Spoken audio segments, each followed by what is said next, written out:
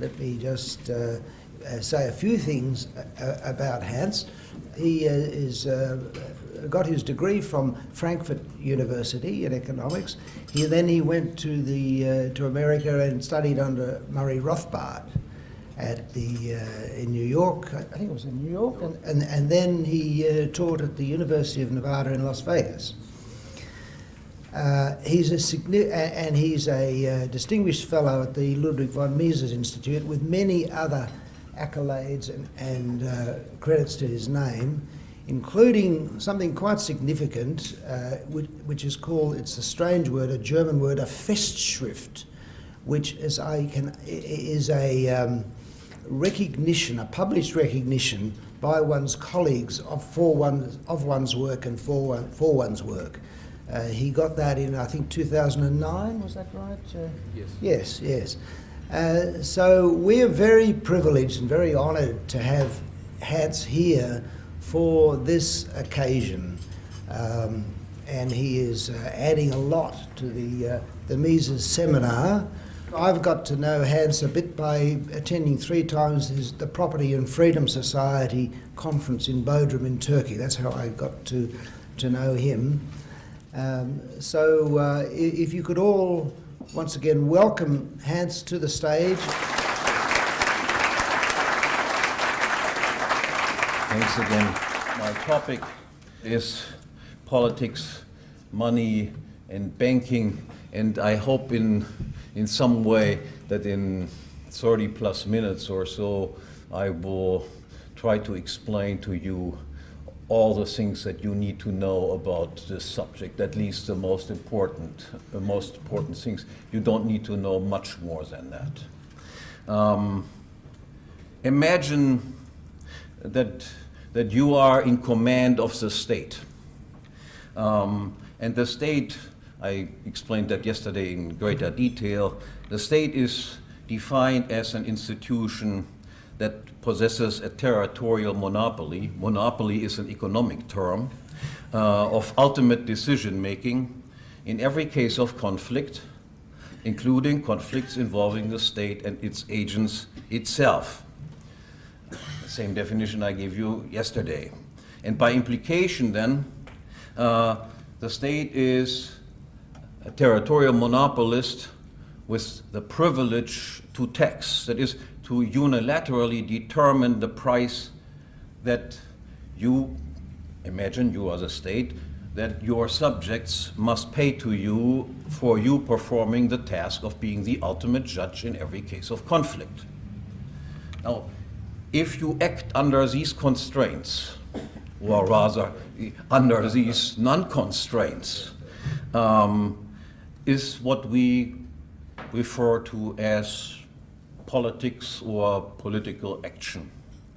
And it should be clear in a way from the outset that politics by its very nature means mischief. Of course, not mischief from the point of view of those who commit the mischief, but from the point of view who are subject to state rule.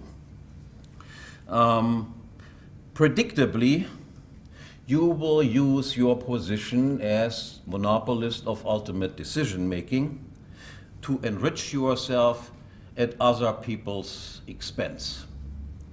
More specifically, we can predict in particular what your attitude and policy vis-à-vis money and vis-à-vis banking will be.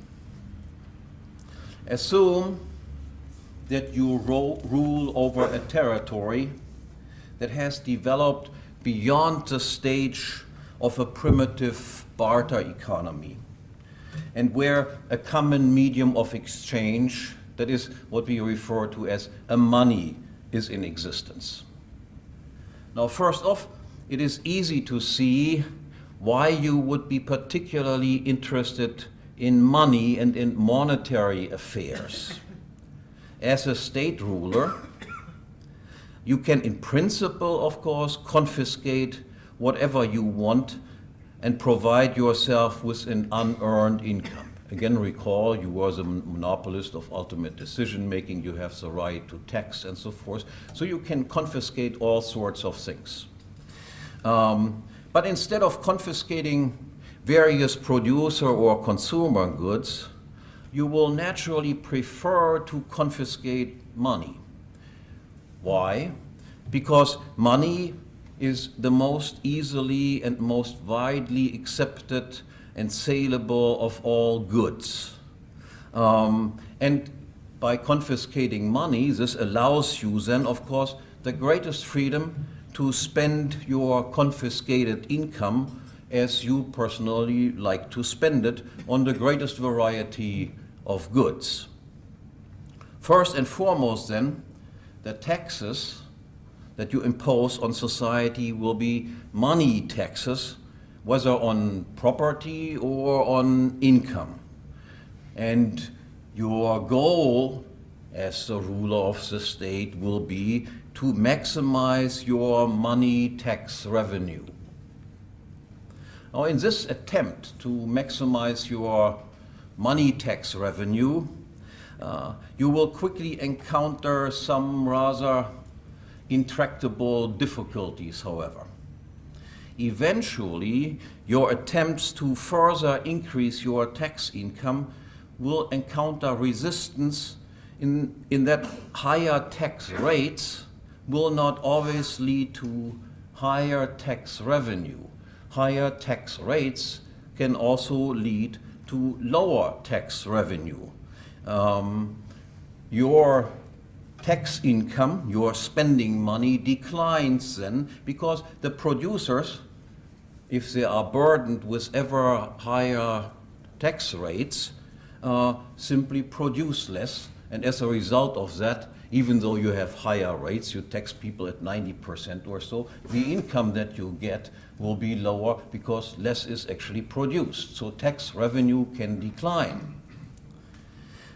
In this situation, you have only one other option to further increase or at least maintain your current level of spending, namely by borrowing funds.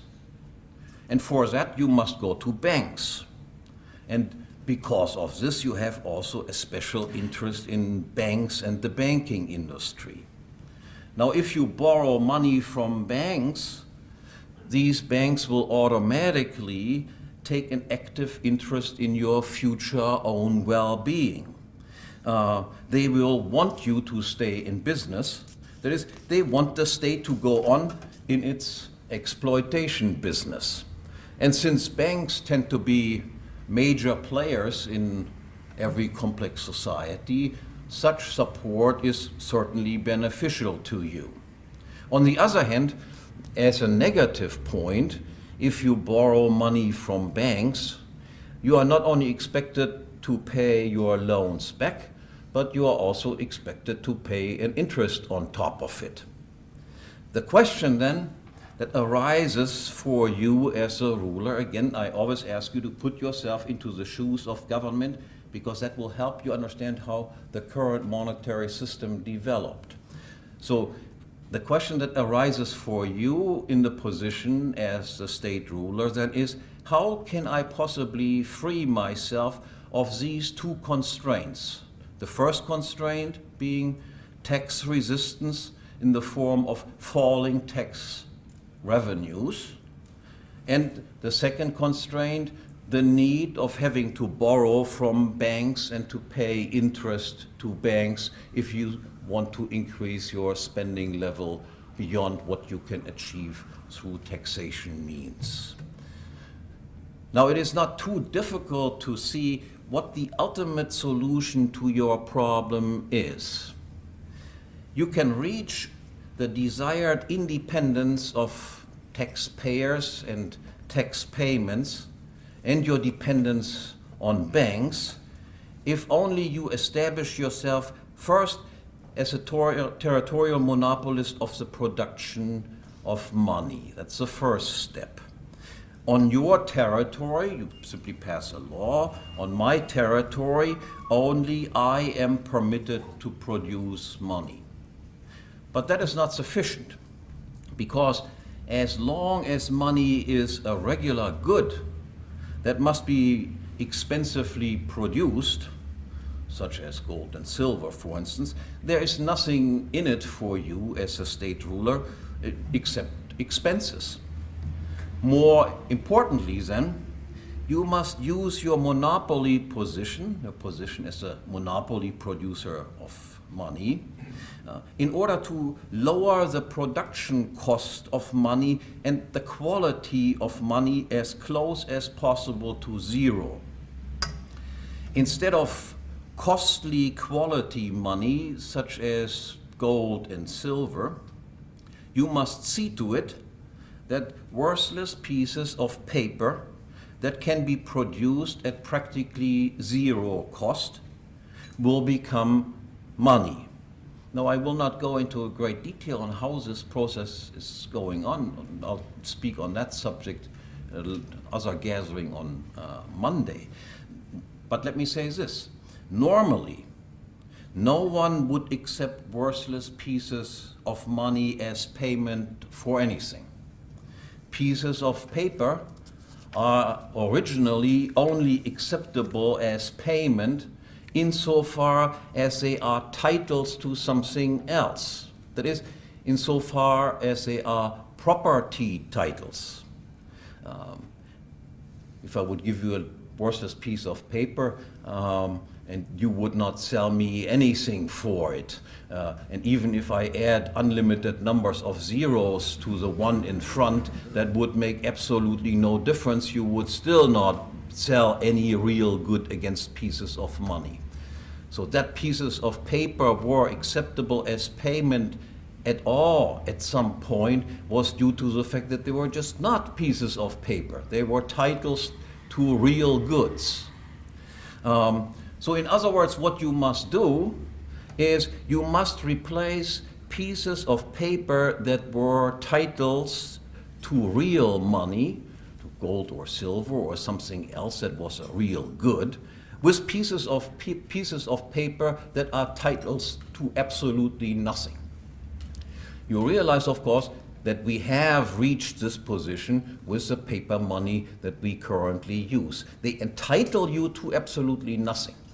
Under competitive conditions, that is, if everyone were free to produce worthless pieces of paper money, a money that can be produced at almost zero cost would be produced in a quantity where marginal revenue equals or approaches marginal cost.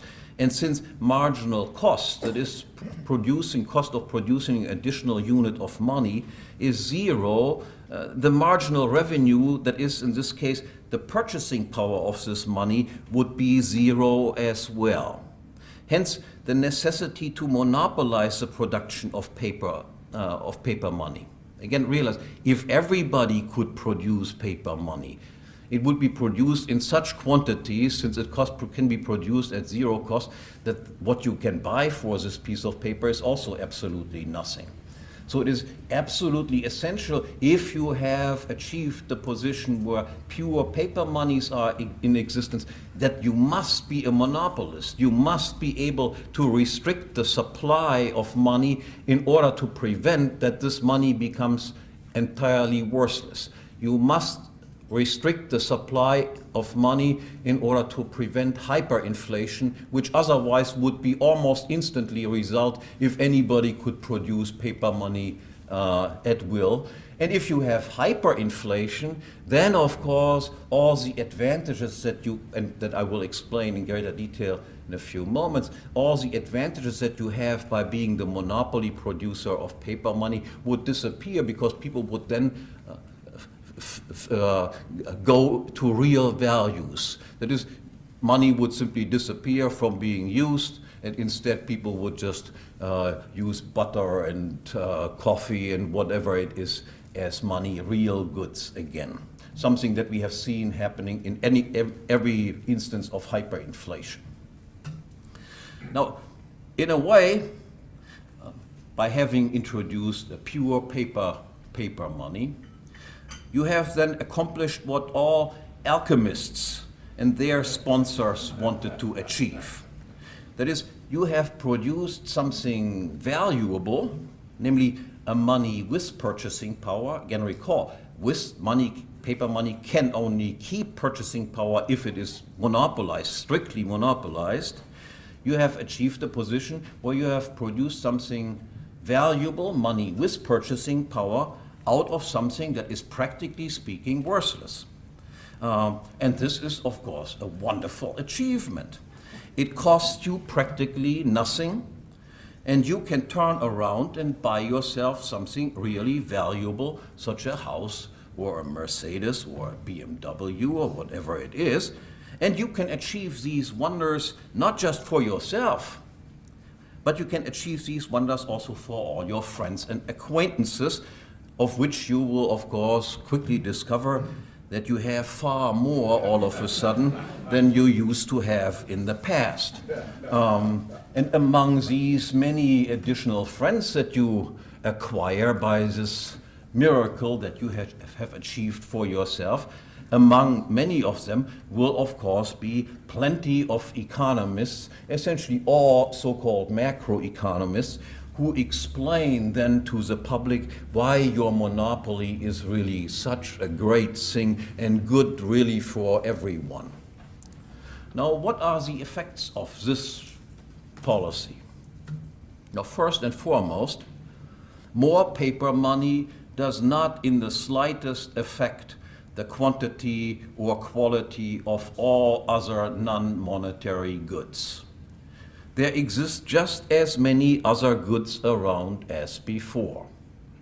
Now this immediately refutes the notion, which obviously up to 95, maybe 99% of all mainstream economists tend to believe, that more money somehow can increase social wealth.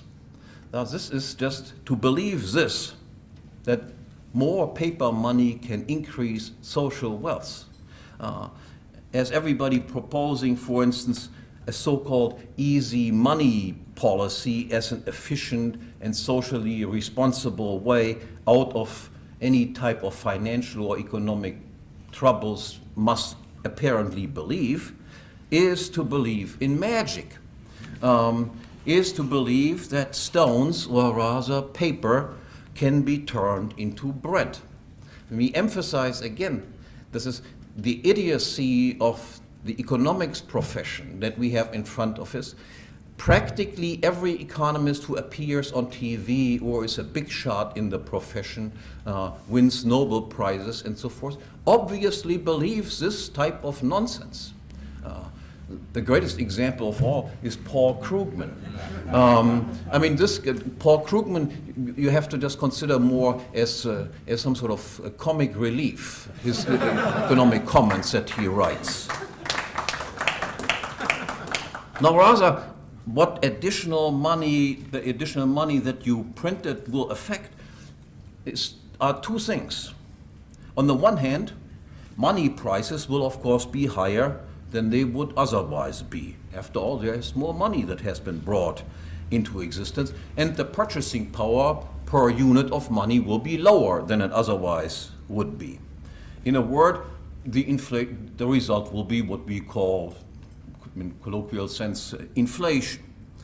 More importantly, however, all the while the greater amount of money does not increase the total amount of presently existing social wealth. That is, the total quantity of all non-monetary goods that exist in society is just additional pieces of paper. Everything else is just the same. What it does, it redistributes the existing wealth in society in favor of you and your friends and acquaintances. That is, those people who get the money first. You and your friends are relatively enriched. You own a larger part of the total social wealth at the expense of impoverishing others who, as a result, own less. Let me explain why this is. That is, why income and wealth is redistributed, not increased in total, but redistributed. Those people who get the money first, that is of course always you, and then of course your immediate friends, you can still buy with the new money at the old low prices. Then prices gradually rise as the additional quantities of money ripple through the economy. But those people who get the new money last, or very late, or not at all, they are impoverished insofar as their income has not been rising at all, but prices are in the meantime higher. Just imagine somebody who has a fixed income. So he is on a fixed income, but as a result of me, as in charge of the government, spending additional sums of money, all the prices, many prices, to different degrees, have risen. So my real income and my real wealth has fallen. I am poorer, and those people who spend the money first at initially lower prices are richer. So emphasize again, as a very important insight, this is the most important insight that you can have about theory of money.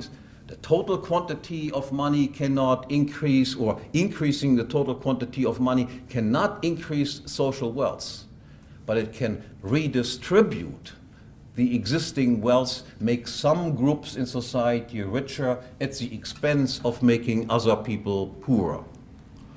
Now, the problem for you and your friends with this institutional setup is not that it doesn't work. It works actually perfectly, always to your own and your friends' advantage, and always at the expense of others. All you have to do is avoid hyperinflation, because in that case people would avoid using money and flee into real values, and they would just rob you, so to speak, of the magic wand that you command. The problem with your paper money monopoly, if there is one at all, is only that this fact will be immediately, or at least in a short while, noticed also by others, and will be recognized as a big criminal rip-off that it in fact is. So it's not that it doesn't work, but people figured out that this is just a rip-off. But this problem can be overcome also. It can be overcome if, in addition to monopolizing the production of money, you also set yourself up as a banker and enter the banking business with the establishment of a central bank. Then you just pass simply a law. It's not difficult to do. All states have done that. Because you can create paper money out of thin air, out of nothing, zero cost essentially, you can also create credit out of thin air. In fact, because you can create credit out of thin air, out of nothing, without any savings on your part, you can offer loans at cheaper rates than anyone else can do. You can offer loans even at rates close to zero. It doesn't require any sacrifice on your part to make any loans. So you don't have to ask much, so to speak, in return for the loans that you hand out. With this ability of creating credit out of thin air and offering them as at extremely low interest rates, not only is your former dependency on banks and the banking industry eliminated, moreover, you can now make banks dependent on you, and you can forge a permanent alliance and complicity between banks and state. Let me just emphasize, this is one of the defining elements of the current monetary system, that there is a complicity between states and the banking industry. You don't even have to become involved in the business of investing the credit yourself. That task and the risk involved in that task, you can safely leave to commercial banks. What your central bank, need to do is only this: you create credit out of thin air and then loan this money at below market interest rates to commercial banks. And instead of you paying interest to banks, banks now pay interest to you, to your central bank. And the banks in turn loan out your newly created easy credit to their business friends at somewhat higher but still sub-market rates of interest to earn from the interest differential. And in addition, to make the banks especially keen on working with you, you may permit the banks to create a certain amount of their own new credit, of new checkbook money that they can create out of thin air on top of the money credit that you created out of thin air. And this is what we call fractional reserve banking. That is, you create money out of thin air and the banks, on top of the reserves of money that you created, create additional sums of money, checkbook money, also out of thin air. Now, what are the consequences of this type of monetary policy? Now, to a large extent, they are the same as the consequences of an easy money policy that I described before. Again, first, an easy credit policy is also inflationary. More money is brought into existence than existed before, and accordingly prices will be higher than they would otherwise have been, and the purchasing power of money will be lower than it otherwise would have been. And second, the credit expansion too has no effect on the quantity or quality of all goods that are currently in existence. It neither increases nor decreases their amount. More money is just this. It is just more pieces of paper. It does not and it cannot increase social wealth by one iota. And third, easy credit also engenders a systematic redistribution of social wealth in favor of you, the central bank, and the commercial banks within your banking cartel, which are the first recipients of your credit that you created out of thin air.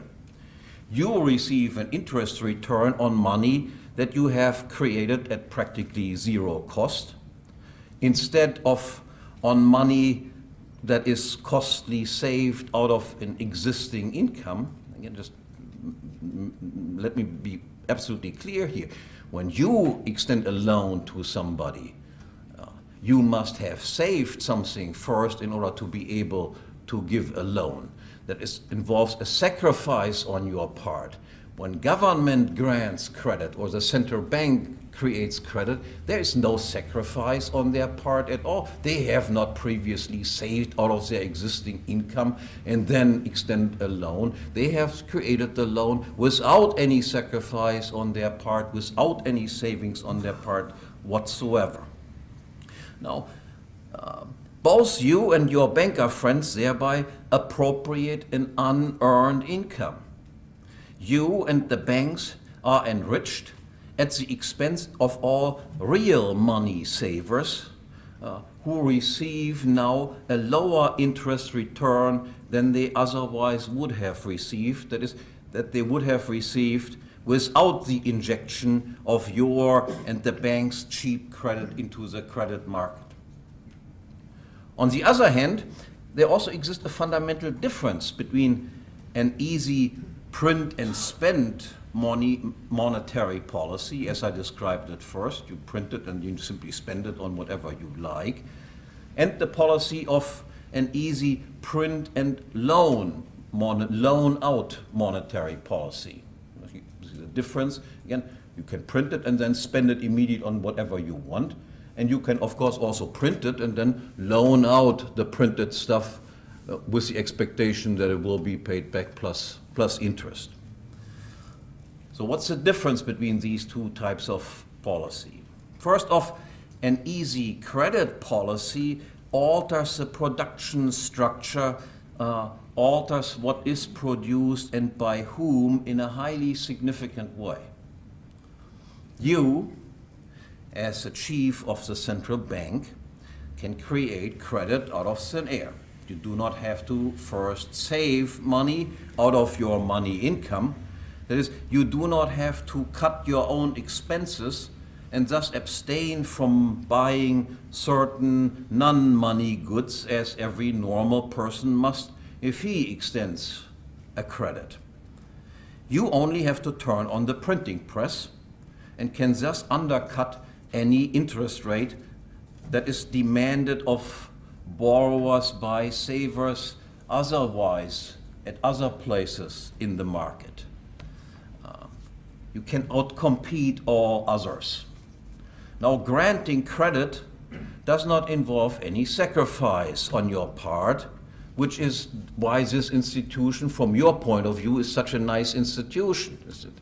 Extend a loan, no sacrifice. It's easy for me to extend loans. I can grant you loans, as many as I want, to all of you. Now, if things then go well, that is, you will be paid a positive interest return on your paper investment. And if they don't go well, as a monopoly producer of money, you can always make up losses more easily than anyone else. How? By covering your losses with even more printed paper. So without costs and no genuine personal risk of losses, you can grant credit essentially indiscriminately to everyone and for any purpose, without any concern, or with very little concern at least, for the creditworthiness of the debtor or the soundness of his business plan. Because your easy credit, certain people, in particular investment bankers, who otherwise would not be deemed sufficiently creditworthy, and certain projects, in particular of banks and their main clients, that would not be considered profitable but wasteful or too risky, instead do get the credit and do get funding. Because there is no risk involved in you to be indiscriminate in your lending activities. And essentially the same applies to the commercial banks within your banking cartel. Because of their special relationship to you, namely as the first recipients of your costless, low-interest paper money credits, the banks too can offer loans to prospective lenders at interest rates below market interest rates. And again, if things go well for them, they go well. And if they don't, they can rely on you as the monopolistic producer of money, that you will bail them out in the same way as you bail yourself out of any financial trouble, namely by more paper money printing. I do not have to emphasize that these sorts of things have been going on right now before our eyes in the present financial crisis. Accordingly, the banks too will be less discriminating in the selection of their clients and their business plans, and more prone to funding the wrong people and the wrong projects. That we had a huge housing bubble in the United States was not due to some errors or something like that. It was due to the fact that interest rates were offered to people who had practically huge credit risk, so to speak, at almost zero rates. Without this incentive created, so to speak, by loose credit policies, the housing bubble would never have been able to emerge in the first place. You didn't even have to have a job. You didn't even have to have any credit history whatsoever and still got practically zero interest loans from the banks. They almost pushed it on you. Why don't you buy a house? Interest rates are almost zero. You don't have to have a job. You don't have to be able to just prove that you have a credit history that shows that you will be able to repay, that you have done that so in the past. Nothing of these requirements existed. Why could banks do that? Because banks couldn't offer credit at these low rates. Why could they offer at these low rates? Because credit was created out of thin air. And then there is a second significant difference between a print and spend and a print and then loan policy.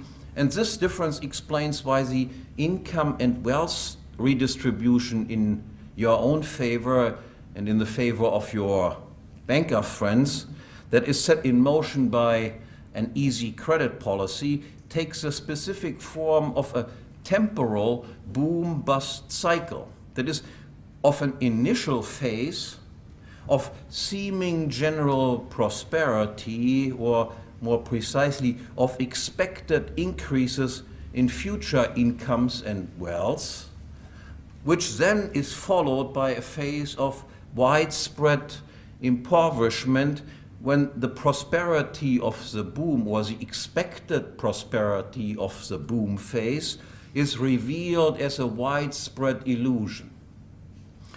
Now, this boom-bust feature is the logical and indeed also the physically necessary consequence of credit created out of thin air, or as it is sometimes also called, of credit that is unbacked by savings, or the term that Mises uses, of fiduciary credit, or whatever other term we might use for this type of credit, and of the fact that every investment, of course, takes some time and only shows later on, somewhere in the future, more distant future, whether the investment was successful or not. Investments take time to find out were they right or wrong. If I buy a sandwich, I have my result immediately, whether that was successful or not. But if I build something that is expected to bring some result in the future, then of course it takes time before we find out, was it good, was it a bad buy, a lousy buy, or was it a smart thing to do? Now, the reason for the business cycle is in a way very elementary, but also very fundamental. And I want to explain that by a very simple example, which I think, however, is very powerful. Imagine Robinson Crusoe. Robinson Crusoe can give a loan of fish, which he has not consumed to Friday. So he produces fish. He doesn't consume all of the fish. Some of the fish that he doesn't consume, he hands over as a loan to Friday. We call this a commodity credit. The credit does not consist in pieces of money or something. This is just a real good handed over as a loan. Now, Friday then can convert these savings, the fish that he has received, into a fishing net in the following way. He can eat the fish while he constructs the net. It is important that what he does here, yes, the fish is eaten now by Friday, but it is not just pure consumption, it is productive consumption. It is he produces a net. Once the fish is eaten up, the situation is not that there's nothing there, but there is then in place a net. And with the help of the net, which allows him to be more productive, production with capital goods is more productive than production without capital goods. That's why we bring capital goods into existence. So in converting his savings, well, Robinson's savings, his loan, the fish, into a fishing net, he can then, in principle, Friday, do the following. He can repay his loan to Robinson. He can pay Robinson an interest return. That is, he can give him more fish back than he actually loaned from him in the first place. And Friday can, on top of that, still earn a profit of additional fish for himself. This is the normal process that takes place when an economy grows. But all of this is physically impossible if Robinson's loan is only a paper note, denominated in fish. It says, this is a loan of 1 fish. But unbacked by any real fish. That is, Robinson has in fact eaten up all the fish. But the note says 1 fish. Now, then, if that were the case, it should be clear that Friday must fail in his investment endeavor. In a simple barter economy, of course, this becomes immediately apparent. I mean, Friday immediately realizes this is just a note backed by absolutely nothing. And he will not begin his investment project. He will not start working on the net because he knows I have to eat while the net is being built, and there is nothing that I can eat because it's just a piece of paper. So the boom and bust cycle, so to speak, would not develop in a simple barter economy. But in a complex monetary economy, the fact that credit was created out of thin air is not immediately noticeable. Every credit note looks like any other.